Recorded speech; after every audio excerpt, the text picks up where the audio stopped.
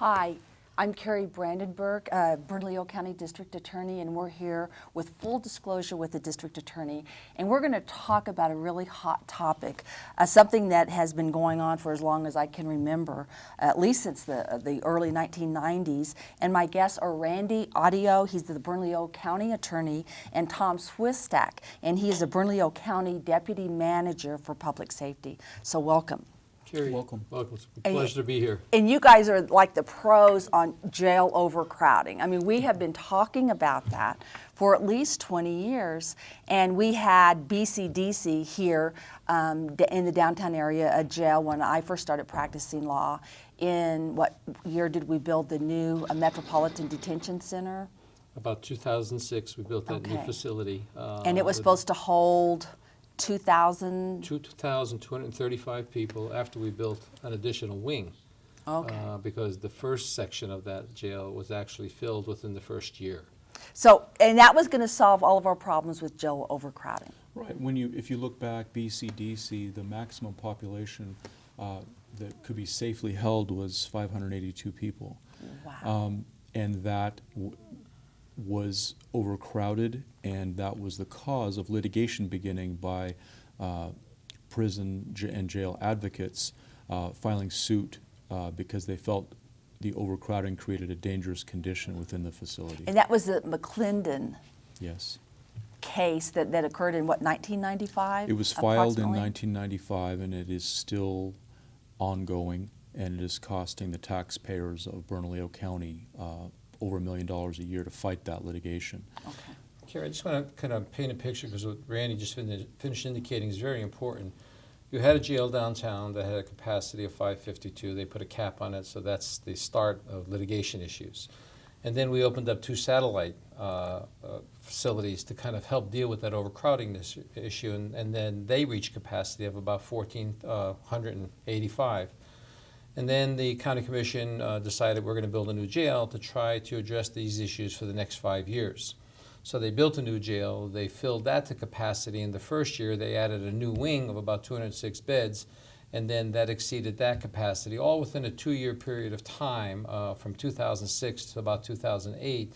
And we've been operating over capacity since that time, which then allowed the McClendon lawsuit to continue to roll over to the new facility that was supposed to last for 5 years.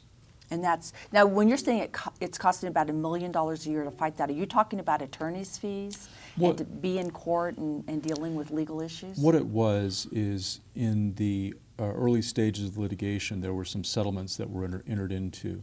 And because the conditions were so bad and because of litigation issues that we faced, the attorneys that were representing back then the city of Albuquerque agreed to settlements, and part of that was that monitoring could take place by the plaintiff's counsel, and now the county is responsible for paying for plaintiff's counsel to monitor the safety of the facility along with our own attorneys that are defending us. Okay. And so, I mean, this is a huge problem. Say that someone commits an offense, they're in the MDC, Metropolitan Detention Center. How much is it costing the taxpayers? And the taxpayers are paying all of these bills. Let's be real about it. How much are they paying per day per person that's housed at MDC? Well, what I'd like to try to do is paint the picture. The cost is about $78 a day. But let me put this. We could stay at a nice, reasonably nice hotel, watch TV, get cable for that. But that's just the basic costs. We do have people there that are there for cancer, have other medical or mental health issues that we're trying to address also, which is an additional cost. So let me put this in perspective on the larger picture per fiscal year, which is basically 12 months. Bernalillo County is spending approximately $80 million a year to run the Metropolitan Detention Center. In addition to that, because of alternative programs and because of having to ship people out based upon the McClendon lawsuit and so forth, this year alone in 2013, we will have spent $15 additional million to ship people out, to look at community custody program, to put them on ankle bracelets, and to help fund the court family to try to help expedite and move some of these cases a little bit quicker to help manage the doors. So the money, if you look at all the other subsidiaries that were helping kind of help the system to move, it is hovering somewhere around $90 million a year to help function and make that facility operate But to date, we're still overcrowded, and to date, we're still in the McClendon lawsuits because we haven't figured out how to manage the population yet. And none of us, and I think Randy would encourage you to address, none of us want to not hold people responsible. We Right. understand that. None of us want to compromise public safety. So the issue becomes, what do we do for those people that are high needs and not high risk? And we have to get the system to start thinking that way, high needs versus high risk, because none of us want something to happen. Right. Meaning that another individual is victimized or that public safety is jeopardized. I mean, nobody wants that. What's the, now I'm the district attorney and I'm one of the players, but what's the problem? I mean, come on. We've been at this for a long time. Why haven't we made more progress? It almost seems like we're going backwards. If I may, it's a very difficult problem. It's a problem all across the country. We all want to be tough on criminals. If people are committing crimes in our streets and hurting our citizens, everyone agrees they should not be allowed to get away with that. So everyone is motivated to make arrests, prosecute those folks to the full extent of the law. The problem arises that those folks come back out of the system, they go back on the streets, and they reoffend. And there is simply no easy answer right now for those reoffenses, and they come back into the system. Sometimes some individuals over 20 or 30 times, and because of the costs to each of the entities, the courts, the district attorney, the public defender, and the society Right. of what's happening with these people, that's what we have to solve. And it's a Okay. very difficult problem. And I think all the players are at the table.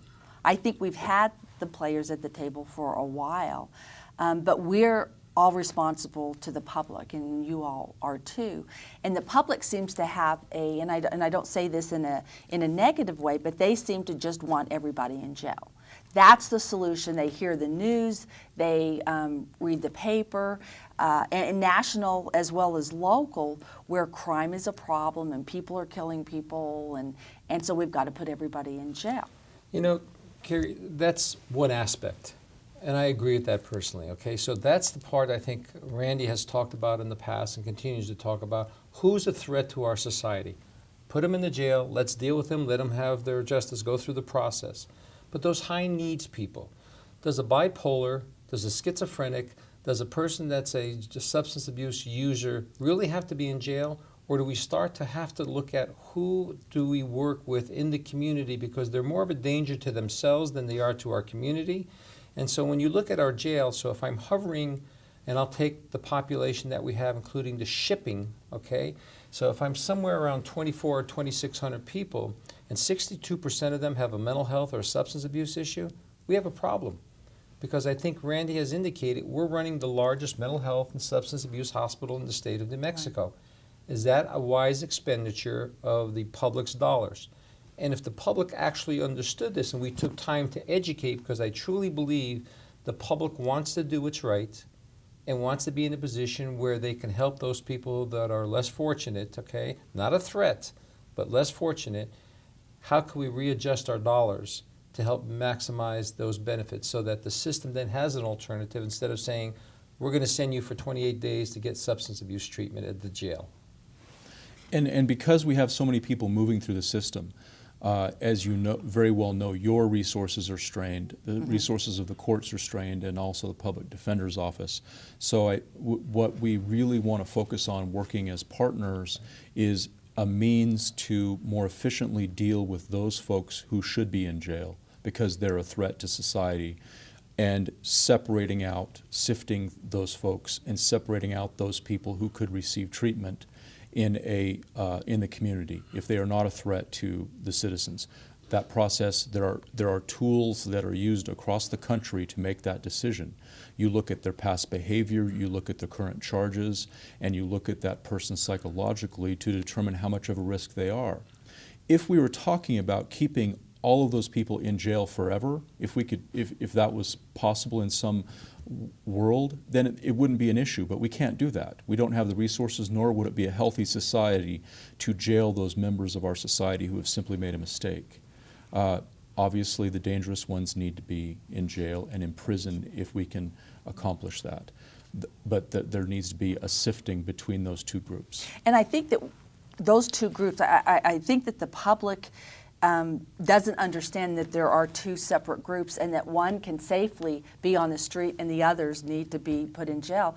But we have individuals that are victims of residential burglaries, property crimes that are minor in the scheme of things, but very major to them, and they want the person to get the death penalty. I mean, I get these phone calls. So I think that a lot of it has to do with educating the public and saying this isn't appropriate and these are the reasons why, and we're not just not holding them accountable, but we're trying to hold them accountable in a more constructive way, and everyone will benefit from that. And those are kinds of issues that we deal with. If they're not in jail, people think that they're not being held accountable. I mean, it's almost a knee-jerk reaction, because I do think they hear about crime and law and order, and they're angry. They're angry and they want something done, but they don't follow it through to appreciate the fact we're going to be paying tons of money towards no good end, in essence. And I think what's important, Kari, what you just finished saying is actually, you're absolutely correct. And the sad thing is that we don't do a good job in educating our public about this, though, because most people, and short of what Randy just said, are going to get released somewhere along the line here. Right. Anyway, even if they commit a crime, they're going to go to jail, prison, and get out. And I tell people that over and over again. Most people, even people that commit atrocious homicides, if they live long enough, most of them will be released from prison. And the public is totally unaccepting or does not appreciate that reality. And as part of our responsibility collectively, I think, is, since we are the experts on the problem, is to start working for other solutions. And this effort is going on across the country, because everyone is beginning to recognize that if you're just trying the same answer again and again and it's not working, that isn't very smart. They say that's a definition of insanity, to keep doing the same thing over and over and expecting a different result. Yeah. So. And on Randy's point, there are places across this country that are closing down their prison systems and detention centers. And let's pick our next door neighbor, Texas. Okay? They're literally closing some facilities and redirecting those people who are the high needs that we've talked about, not the violent people, but the high needs, and starting to treat them within the community, because that's the real world. Right. You can't isolate somebody, but they're putting those resources there. Las Cruces is in the process of building approximately a $2 million facility to deal with some of their mental health issues, instead of having to use the overcrowding issue to go to the jail. So there are people that are beginning to step to the plate and recognize this. And I think as elected officials, and I'll joke a little bit over here, no elected official that I've ever known wants to be perceived as being soft on crime. Okay? And then what happens is when when the media is looking at everything elected officials are doing, it's like that mistake will come. But because it's inevitable that it's human behavior, you can't predict 100%. And so how do we work to say, you know what, that did happen, it's regretful, this is the issues, but the majority of the people are doing well. Well, now, community custody program is basically a program where someone is evaluated and it's determined that rather than be in jail day and night, that they can be released with certain restrictions and have what we call an ankle bracelet, so they can be monitored. And when that system first came out, and I can't remember what year it was, but I mean, there was an uproar. Oh my God, everybody's going to be murdered. It's going to be horrible. And guess what? It was, knock on wood, because the program continues, it was extremely successful. And there were some issues throughout the years. There always will be, but it was extremely successful, and even allowed some of these individuals to continue to be a contributing member of our community to some degree while they were out and waiting for their case to be heard. And two things. One of them, they are us. These are members of our community. I had children who were in my Cub Scout den with my son, who then later committed crimes to support their drug habits. Were they evil people? No, they made mistakes, and they took a wrong course. So does that mean that we throw them away? Right. And the answer, obviously, is no. even if it worked, it wouldn't be the right thing to do. And we know it doesn't work. And It just doesn't work. it doesn't work, and the second thing on that point is there are things that can work if we start putting more resources towards them. For example, it is cheaper to treat someone whose sole issue is they're poor and they have substance abuse and mental health issues, to treat them outside of the jail. Right now we have people sitting in the jail who their only reason they're there is because they can't afford a low bond. And they are costing us $78 a day, and the system just doesn't find those people well enough and get them into places where it would be appropriate to place them. They're not violent, they're simply broken people, and they need help. Do we have the resources? And I tell people when I speak to groups, we don't have the alternative resources that we need sometimes when we're dealing with people that have, say, a drug addiction, a mental illness, or something like that. Where do we put them to assure the public that they're not going to be involved in committing crimes? And it may not be a violent crime, but even a residential burglary, an auto theft, those things impact the quality of life for our residents in Bernalillo County. No, I have a different take on that. Okay. And what I mean by that is that I'm not so sure the resources aren't there. Okay. Okay, and let me give just a real life example. We're having to spend a little over $6 million to send approximately 600 people out of state to bring down our population, okay? Now, out of those 600 people, would the $6.5 million that I'm spending, would it be better served in infusing into the community the infrastructure that may be necessary to sustain those bodies, those people, Right. who are not high risk people but high needs people? Is it time that we step back and start building the infrastructure, because it's not 100% there?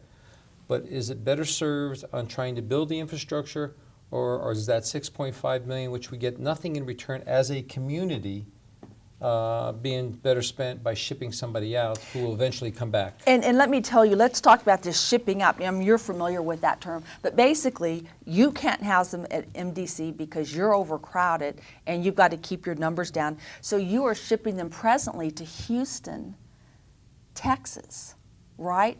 And can you imagine when we have court hearings or trials, or we need them here, or they need to speak with their attorneys? They're in Houston, Texas. And so you're constantly transporting them back and forth and back and forth. And that is a huge, hugely expensive proposition, but that's what you're doing. I would ask Randy to address it, because it's not that we're just trying to keep our population down. There's a reason, Okay, and that's the McClendon lawsuit, Right. where we can get penalized with taxpayer dollars. And essentially, in a jail environment, we have a constitutional responsibility to keep those individuals who we are housing there safe. We also need to keep the environment safe for our guards that are employed there. You can't imagine a tougher job than being a jail guard. It's a very difficult environment to work in. And so we have to keep them safe as well. So in order to do that, we have to keep the population down, because you simply cannot keep as safe a facility when you have triple celling going on, and when you have too many people in the facility that it's like there's a flashpoint. And we had a horrible situation in the early 1980s at the state penitentiary, and we do not want to ever repeat that. So our responsibility to the citizens is run a safe and reasonably populated jail, or we suffer the consequences, both legal and actual. We don't want that to happen. and so that's why these people are being moved to Texas. And I'm sure they're being moved to Texas because it's financially rational. I mean, it's a financially rational decision. Well, let me say that's part of it, but the other part of it is because there's not enough facilities in the state of New Mexico, and I need to clarify that. It's not that we just arbitrarily sent people to Texas. There's not enough bed space in the state of New Mexico to ship the people that we needed to ship. We maximized them. Sandoval County, Torrance County, we used those bed spaces wherever we could, while making sure that our people were being treated equally as fair as they were inside our institution. And then Randy's comment, I want to kind of talk about this, because we never talk about this issue, okay? being a correction officer or any kind of employee behind the walls of a detention center is difficult. And let me explain how difficult. So when you're looking at a 10 by 10 cell and you have 3 bodies in there and you're operating at 28 or 2,900 over capacity, so your capacity is 2,235 and you're doing 28 or 2,900, your turnover rate of a young corrections population in their 20s is 8 every month. So we have 77 vacancies, okay? And people are working double shifts, 2 or 3 a week. Sooner or later, I don't really care how strong you are, Right, right. it starts to work on having your effect, with a negative effect upon you when you're working and don't have the relief factor necessary so that you can continue to put your best foot forward. Right. Those are the side issues that maybe the public or the system itself don't look at. And those are the other side issues when you have to deal with an overtime budget of approximately $8 million because you're having to get people to do that overtime. So I think, I mean, we've got about 8 minutes to go. We've talked about, you know, some possible solutions, and you were saying you're spending all of this money shipping people out. And wouldn't it be better spent figuring out some other way to help them be more successful in our community? How do we start that process? Because right now we don't have the infrastructure. Right now you're spending all of your money trying to just manage things. How do we take that first step so that we do have resources that are responsible and reliable resources to deal with the jail overcrowding? I'll answer, Tom, if you don't mind, and you can fill in, please. The first step is to work together. It's very difficult for all of the different institutions that are involved in this process to work together because everybody's busy. Everybody is maxed out on what their responsibilities are. But I would submit that if we work together, and the state legislature asked us to work together this last session, they created a criminal justice review committee that you are a member of and we are a member of and the courts are members of and the other players, the police department, sheriff's department, public defender's office. And they asked us to come together to work on this issue. So what we are coming to the table to do is sit down as partners, not place blame, because it's Right. not really anybody's fault. It's simply that we may be able to do things better if we look for where the weaknesses are. Mm-hmm. How long does it take to get somebody through from arrest? And remember, a lot of the people, the majority of the people in jail are not convicted. Right. And they may not be guilty, they may go free, but if they're staying in there because they can't afford a bond, is that a good thing? No. We can monitor them in the community much more effectively than if someone just pays a bond. A bond has no tail on it. That we don't know what that person's doing. We don't know what the bond company's doing to make sure that person isn't committing future crimes. We have a pretrial services option. We have community custody program option to make sure those people are reporting, they're taking drug tests, and they're doing those things that they need to do to solve their problems. We can have them help. We can offer services. We can offer mental health and substance abuse services. So that may be a viable option, and we'll talk about that. Okay, and I think that we've got to be creative because we have been working on this. I mean, this hasn't been an issue that we've ignored since 1995. I think that when I came into office, even before I got into office, I started having meetings and jail overcrowding, and I think, Tom, I met with you, and jail overcrowding was the issue. And what could we do about this? We just keep trying and trying and trying, and we don't seem to be getting where we need to be. Kari, I think Randy did a good job in explaining. I think the people that are in position right now really have a desire to make the system efficient and to provide quality, best practice services to the people that we're trying to serve and not compromising public safety. So a couple things that could happen almost immediately if that family, the court family, because we're all in this together, was to say, we want to do this collectively. You can start a day reporting or day detention center without walls, with GPS bracelets on them, and start to work with the CNM, UNM, alternative schools to kind of help start educating people, because the more they become educated, the better decisions they're going to make.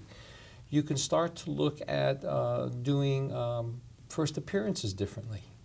okay? So that maybe we can start to address some of those issues right at the front end instead of waiting for days or weeks or in some cases months. So there are some practical things that we can do right now that we could even realign money instead of shipping people if we can figure out, and this is not get out of jail free. Right. How do we help those 500 or 600 people that we believe are in jail right now that could safely be supervised in the community, but realign the resources? They need jobs. You know, and that's an issue. When someone's got a pending case, someone's got a felony conviction, it's so hard to get a job. Well, for example, if someone goes into jail, how long is their employer going to wait for them to come back out before they lose their job? And if they come back out of jail, even if it's in 10 days, in 15 days, and their job is gone, what happens? And they have a family, and they have kids, and it just spirals, and they never really recover from that spiral. Do you all see a solution? I mean, is there a solution? Are we ever going to live to the point where we can say, we cracked that nut, we did it? Kari, I think we are the solution. I think we can be. We can take significant steps. The problem is, it's hard because we want to keep the community safe at the same time. So we got to do it right. But I think we're capable of doing that together. Okay. I concur with Randy. I think the players right now have the wherewithal to really make this work. It's taking that first step collectively as a family. And so putting in the infrastructure, which could happen. And this could be successful. We could really become a model and keep our community safe. And there are other models around the country. And so it's always nice to pull from other models to say we don't have to reinvent the wheel, and we can look at other programs that are tried and true. And I'm sure those other areas are doing the same things that you're trying to do already. It is a nationwide problem. And being hard on crime doesn't necessarily mean more people in jail. Because if it worked, I'd be a fan. But it doesn't. Right. And I can't believe Texas, which is known to be extremely conservative and one of the top in terms of executions and for forever, and they're trying to look at alternatives to jails and cheaper ways of getting the job done. Because it simply doesn't work. And we got to recognize that and look for answers together.